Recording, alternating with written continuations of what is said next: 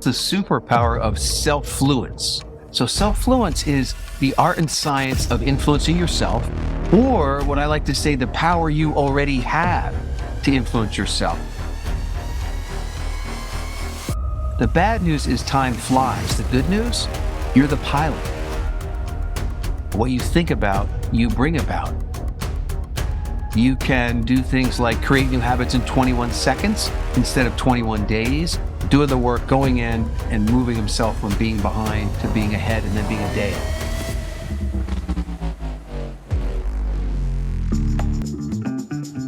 From the city of Peaky Blinders, Birmingham, England, I would like to introduce you to Paddy Dhanda. As the world becomes more automated and the robots take over, it's imperative that we build the right human skills for the future. So pull up a chair, grab a samosa or two, and make yourself very uncomfortable. Thank you for joining us for another episode of the Superpower School podcast. I'm your host, Paddy Dhanda, and on today's episode, I have a guest who's from sunny Phoenix. And I'm really jealous because I know he'll be in a much better place than I when it comes to the weather. But he is a Chief Results Officer. I believe he's the only Chief Results Officer in the whole of America. And he's a TEDx speaker as well as an author. So I'd love to welcome Blaine Oelkers to the show. Hey, Blaine, how you doing?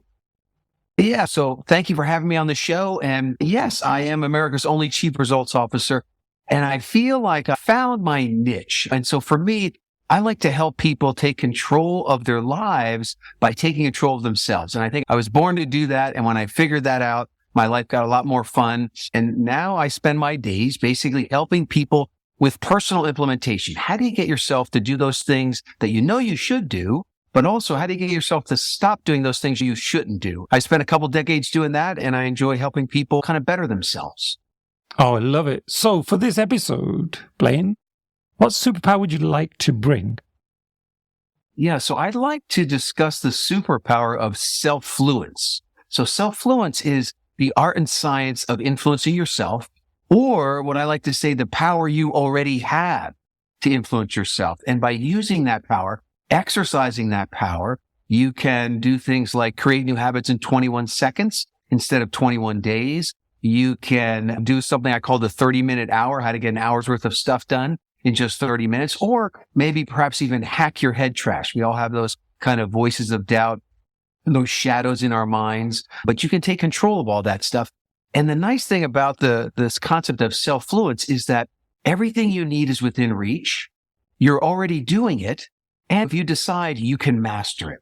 So those are some of the backdrop to this superpower of self-fluence, influencing yourself.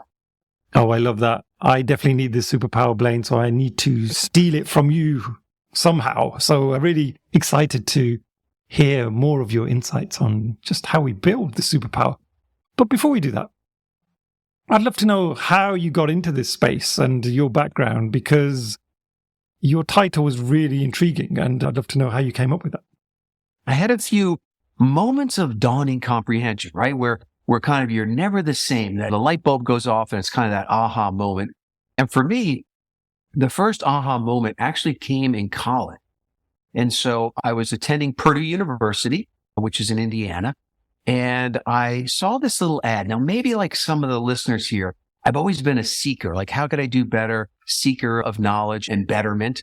And I saw this ad that said I could send away for a free audio cassette. Now I'm dating myself. So this is back in the 80s.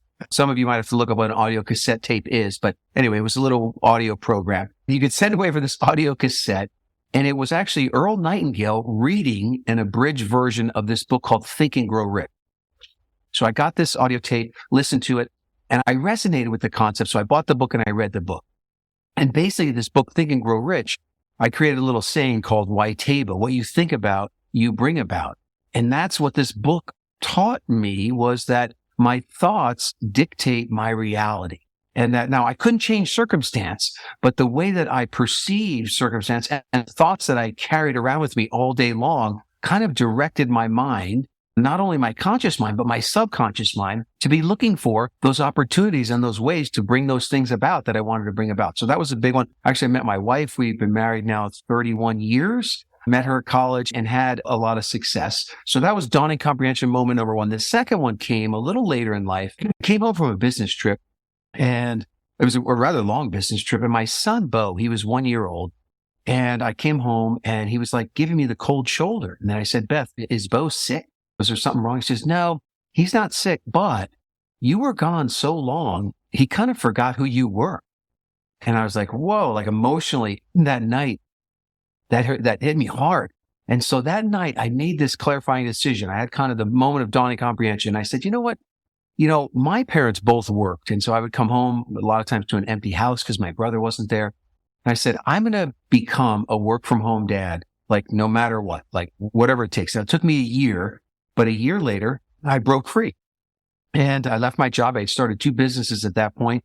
And what happened then when I did that was 27 years ago. So now the kids are grown and gone. But what happened for me then is I took control of my life and I really was able to figure out, because I had so much more time, figure out why I was on the planet. And it was to help people take control of their lives by taking control of themselves. I started a company called Self-Fluence and I started helping people get results. And one of the mastermind groups, they said, Blaine, we're going to call you the chief results officer because we're getting results every week. And this is a lot of fun.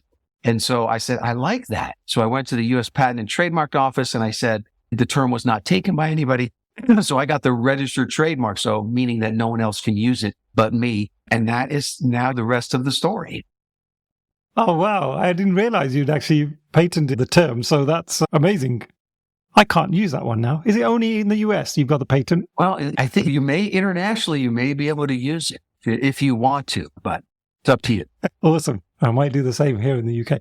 No, I'm only joking. So, Blaine, for our listeners out there, who might be interested in, I guess, building this superpower? Like, what kind of situation do you think, if somebody is in, would they need this superpower for? Is it, for example, somebody who's looking to live a healthier lifestyle and they're maybe finding it difficult to convince themselves to go to the gym?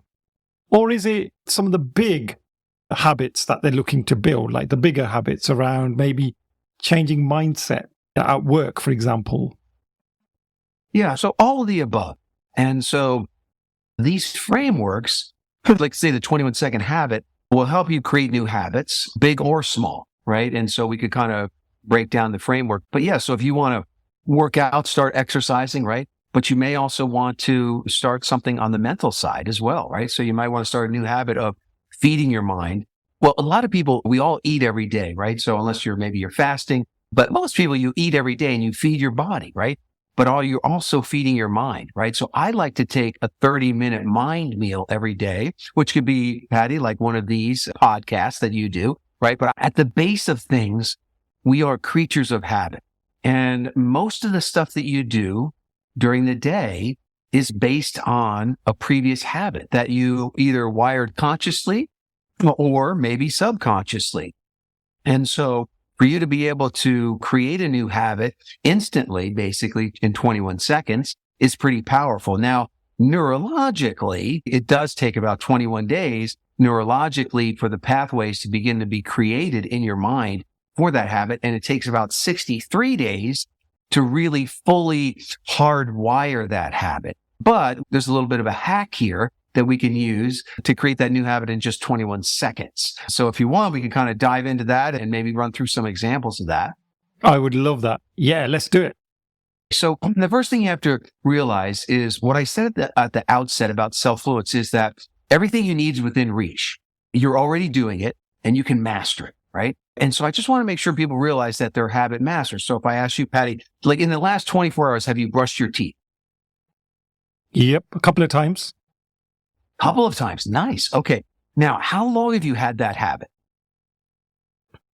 Well, since I can remember, I guess ever since I had teeth. We're not going to go, we're not going to ask you your age, but basically for decades. Yes. So for decades, you've had this habit. So most people that I meet, unless you have dentures, you have that habit, right? So I want this base case of you are already a habit master. Don't let the little voices that tell you can't do it be there very long, because you can do it because you did it already, right? And so I tell the first story of how I discovered 21-second habits was through my wife. Now, my wife, luckily this is past tense, she used to have nearly daily migraine headaches. And so the doctor said, okay, Beth, here's this headache log. You got to fill this out every day. And it was like extensive, like, what are you eating? What's the weather? What's the barometric pressure? All this data that they needed. And my wife could do it for a day or two. Then she'd forget. Then she would lose it. And she was getting really frustrated. One night I'm watching her brush her teeth. And I noticed, I go, my wife, Beth, she's like the official dentist recommended 2-minute brusher in the morning and at night. And so the first key, there's 3 keys to the 21-second habit. But the first key is what's called habit linking. And so habit linking is where you link the new habit to an existing habit that you're already a master at, no willpower required. So I said, Beth, look, let's take the headache log, put it underneath the toothbrush.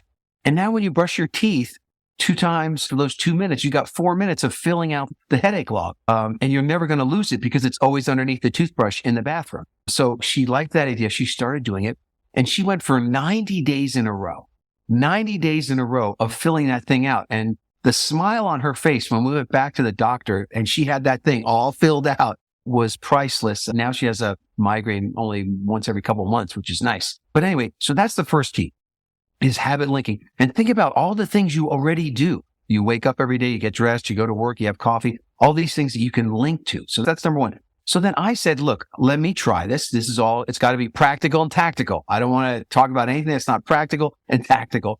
So I said, what new habits do I want to start? And there were 2. One is I wanted to do this Bible app every day. And then the second thing was I realized that I took a physical shower every day, typically after I work out, but I didn't really ever wash my mind. So I wanted to take a mind shower. So I want to take a mind shower every day, every morning, and I want to do this Bible app. And so I thought to myself, okay, what could I habit link to? Like, what do I do every morning? Like, no willpower required, happens automatically, don't have to think about it.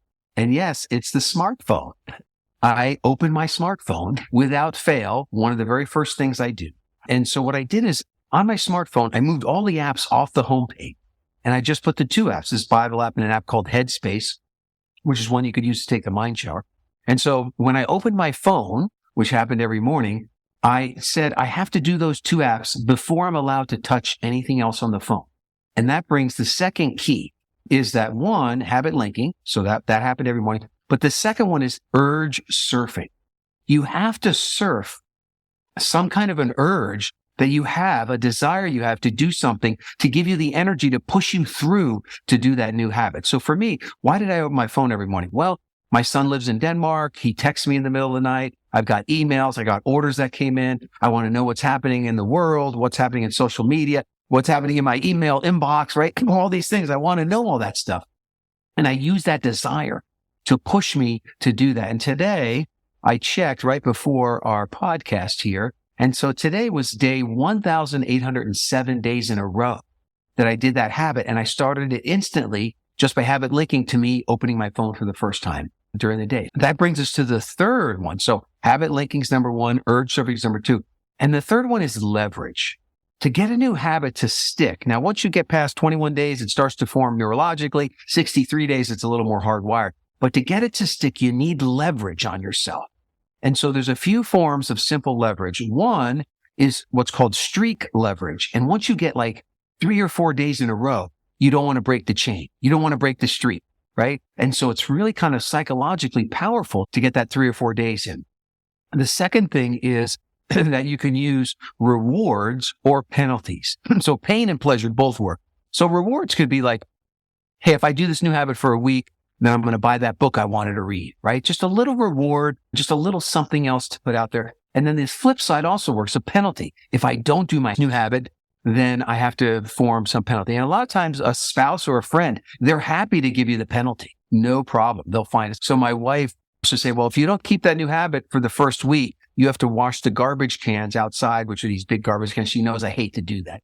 And if she really wants me to do the habit, she'll say, if you don't do the habit, you have to wash the neighbor's garbage cans, and they don't want you touching their stuff. So anyway, she can put a big enough penalty in there for me. So anyway, have some fun with that. But it's those three things. So it's the habit linking, the urge surfing, and then the leverage. I'll give one last example. I was talking with an attorney friend of mine, Anne, the other day, and she's like, Blaine, you always talk about next day planning. That's like my favorite thing is never let a day end without planning the next one. And she wasn't doing it. And I said, Anne, what do you do first thing in the morning? Like no willpower required, automatically happens. She said, I make a cup of coffee. I have coffee. And I said, perfect. Take a pad of paper and a pen, put it on top of the coffee maker. You need a cue. Sometimes it's good to have a cue to remind you of the habit. And I said, do you have that fancy machines that, grinds the beans and makes the coffee? She goes, yes. I said, great. I want you to grind the beans, make the coffee, smell the coffee, but you can't drink the coffee until you start the plan, right? And so there she's got the habit linking, the urge to drink that coffee for her. And then I said, make a little reward. So if you do this for a week, give yourself a little reward. So she's kind of well on her way. So that is the 21-second habit framework. What do you think? Before we continue, here's a quick word about the sponsors of this show. So your execs have decided to go through a big transformation to change your ways of working. They've restructured the teams, invested in new tools and techniques, but there's one small problem. How do we measure our improvement consistently across the organization without falling into the trap of relying on what we call vanity metrics? Yup, those KPIs that look great on paper, but just aren't very useful. I want to introduce you to Comparative Agility. It's the world's largest continuous improvement platform.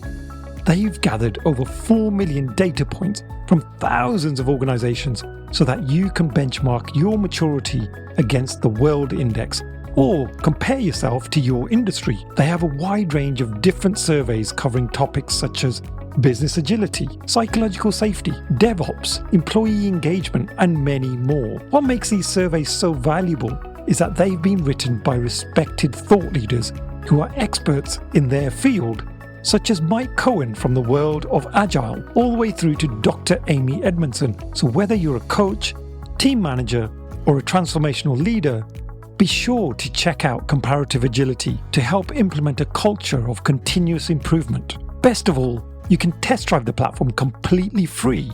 To find out more, check out the link in the show notes. Now, let's get back to the episode. Oh, I love that. I was thinking about a few examples of how I could apply that in my own life.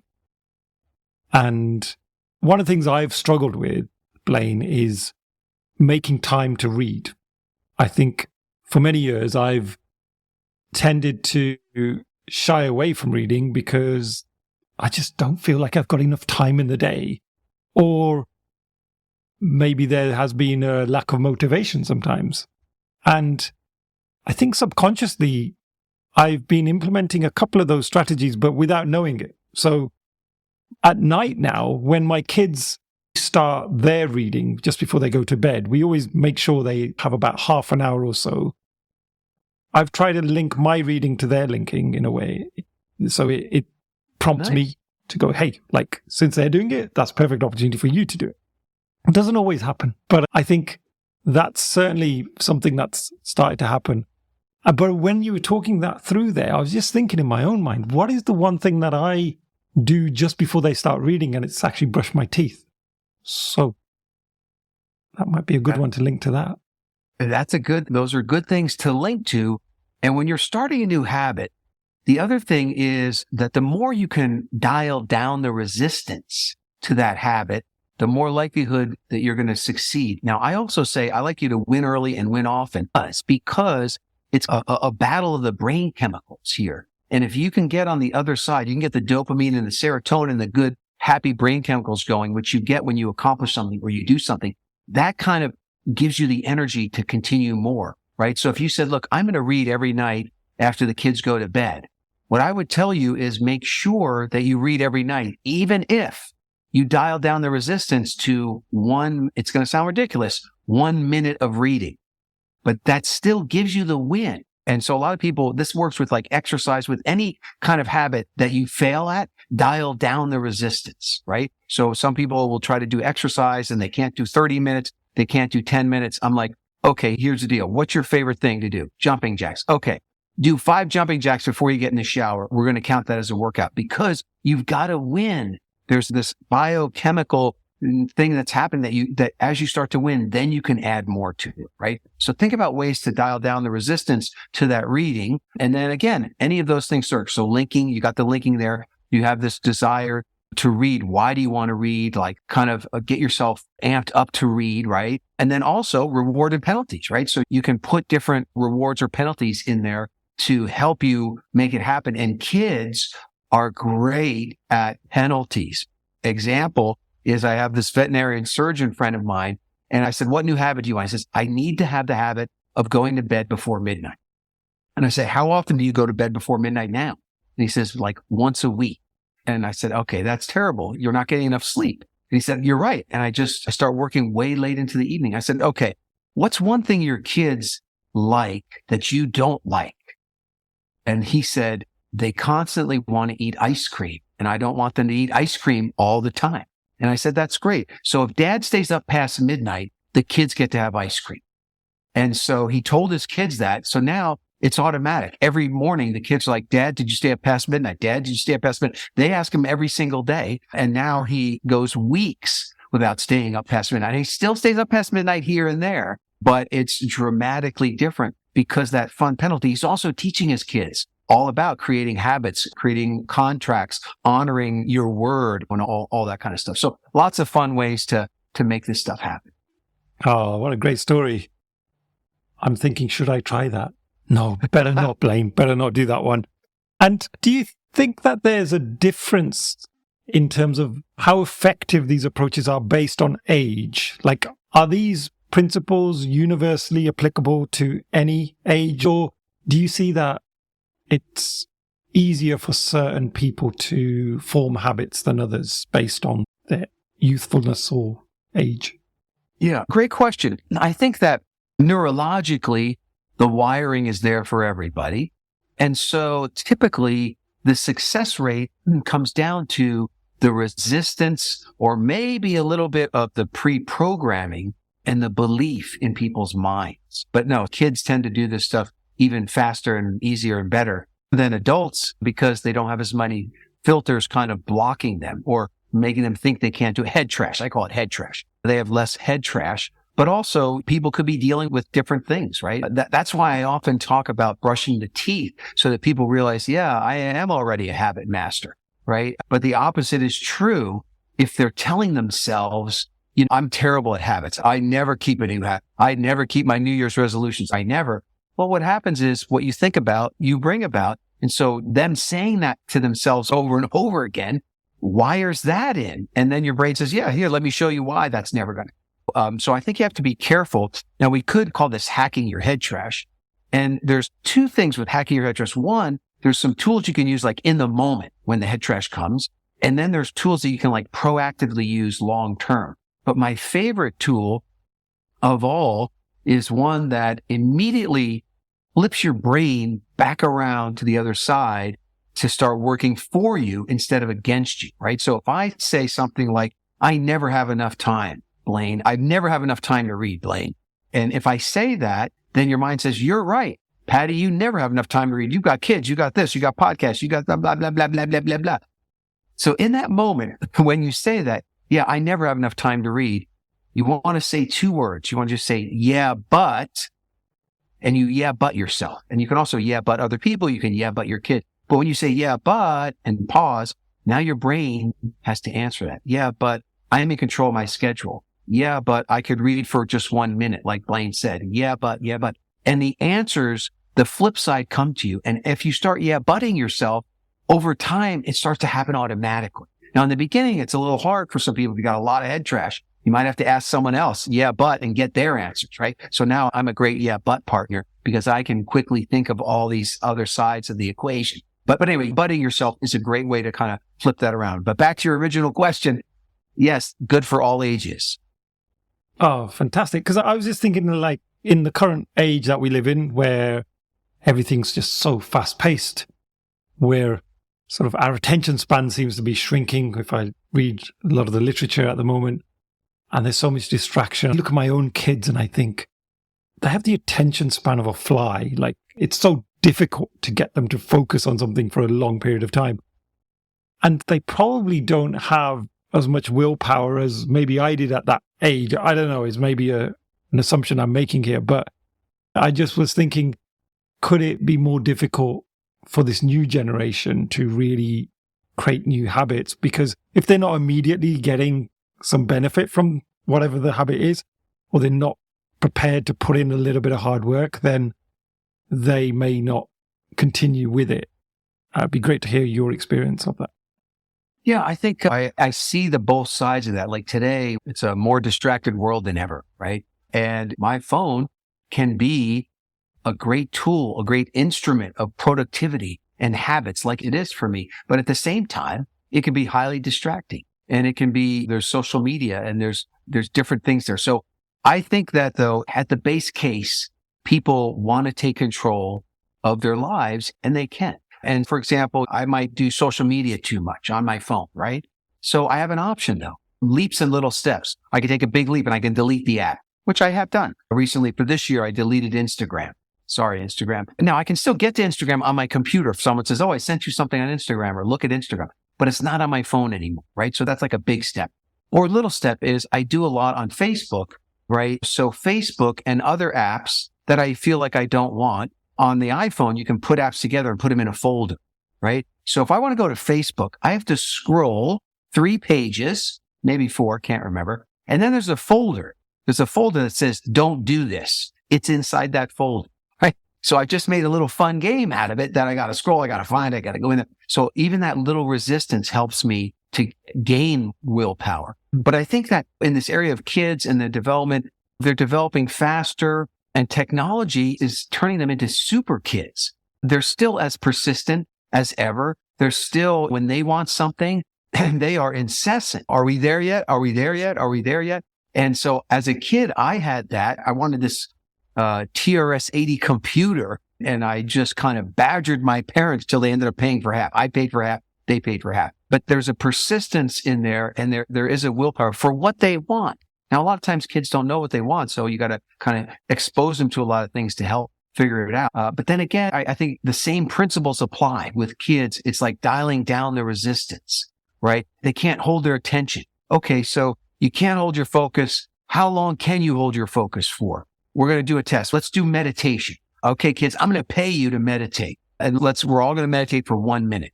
And which typically, they joke about it, but the kids can do that. And they build up to 3 minutes and then 5 minutes. And then all of a sudden now they have this superpower to slow the world down when they want to, when they need to. We used to take our kids to restorative yoga, which was, they'd call it adult napping. You get all these bolsters and different things and you basically go to sleep there, but someone is guiding you through all this relaxation. But it's a skill that they still have in their 20s. So I think the possibilities are there. And it's the guidance, and it's the starting small, right? Win early, win often, starting with the minutes and then build it up. Even like turning the world off. One of my favorite things to do is to go into airplane mode. Now the outside world doesn't like that. It's not just for airplanes. I turn my phone on airplane mode, and one day I forgot that I turned it on airplane mode, and I had this great day. Like, cause it was my day, right? Nobody called me. Nobody bothered me. And it was like 6 hours later, I realized I'm in airplane mode. Oops. So I turn my phone on, and what happens? It lights up like a Christmas tree, right? All this stuff. It took me like only 30 minutes to triage all the mess from the day. And a lot of those things, people figured it out on their own, which was great. So I tell people, do it. And they say, I could never do that.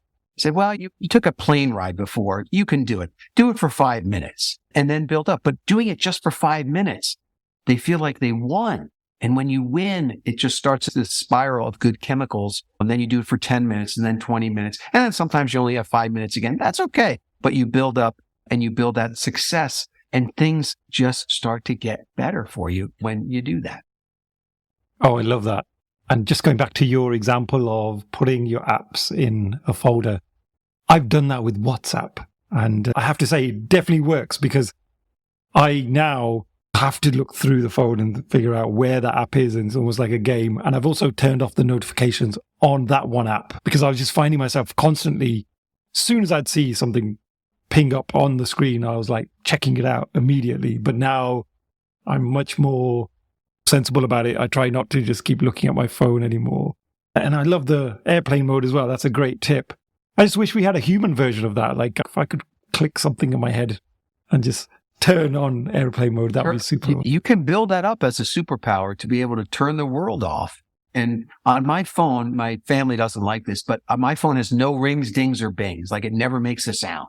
So it's all off. All the notifications, everything's off. Now, if I'm proactive, I can go in and see what's going on.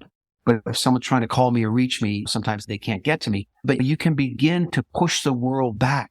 And the other thing, I studied people at the end of life the last few weeks, and they all said the same thing.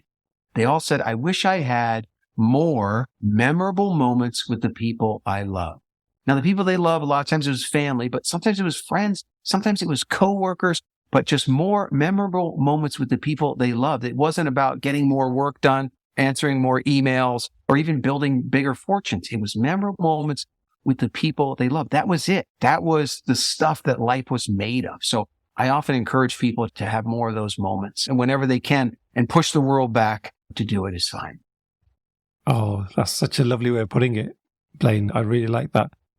Now, you've worked with lots of people throughout your time, and could you give us some examples of where these approaches have really worked? And if you could give us maybe one or two stories of people that have used these principles and how it's helped them.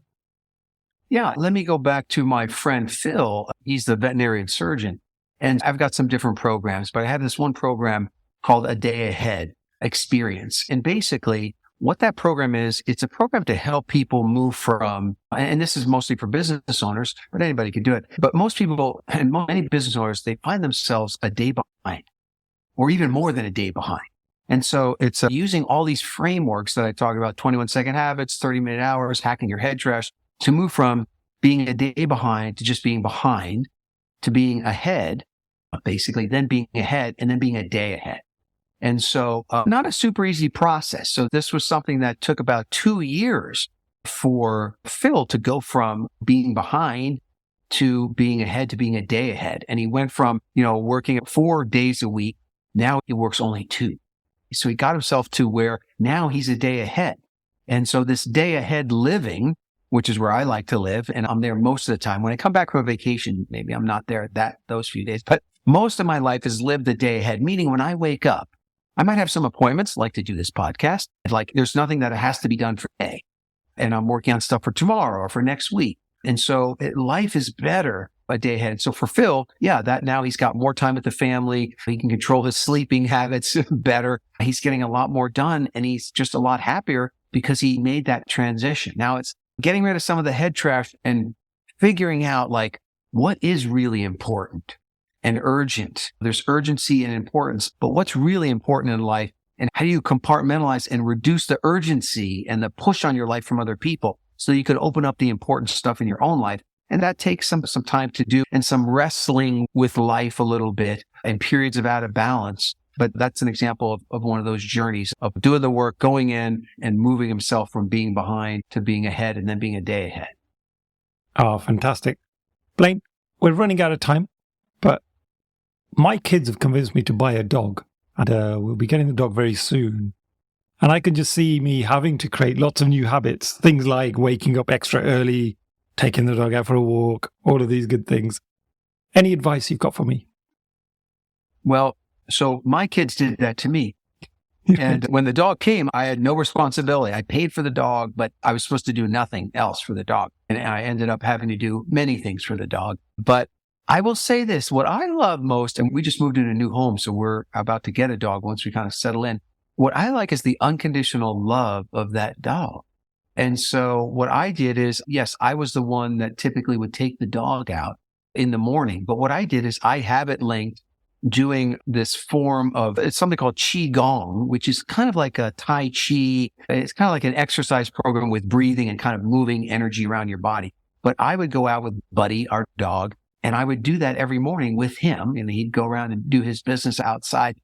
But I habit linked things that were good for me with doing the stuff for Buddy. I would also use that as a break for work from home. So taking Buddy out, taking Buddy for a walk, those are all great times for me. I have fond memories of that, getting out of the office, getting out into the fresh air. So wherever you can, that would be my advice for you, would be to habit link stuff like that. But then also try to bring in the kids, try to teach your kids lessons that are learned from the dog. And if the dog does something wrong, how do you handle that? I mean, there's a lot of life lessons that can be learned from caring for a pet. And I think you're about to embark on those. And it's going to be fun. Not always easy, but can be fun. Oh, thank you so much. Some great advice there, Blaine. Before we wrap up, I'd love to ask you, where can people find out more if they want to build habits and actually get to know more about these principles that you've talked about today? And how can they get in touch with you? The easiest thing is just go to BlaineTEDx.com. So BlaineTEDx.com. And there you can opt in. I did a TEDx talk all about white table. What you think about, you bring about.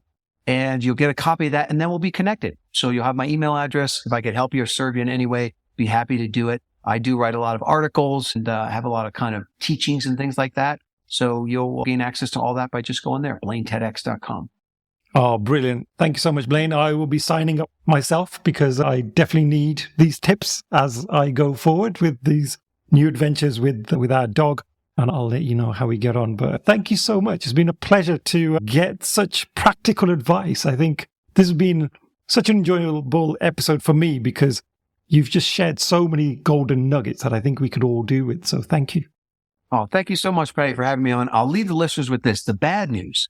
The bad news is time flies. The good news, you're the pilot. So pilot well, my friends. Pilot well. Oh, what a great way to finish. Thank you so much.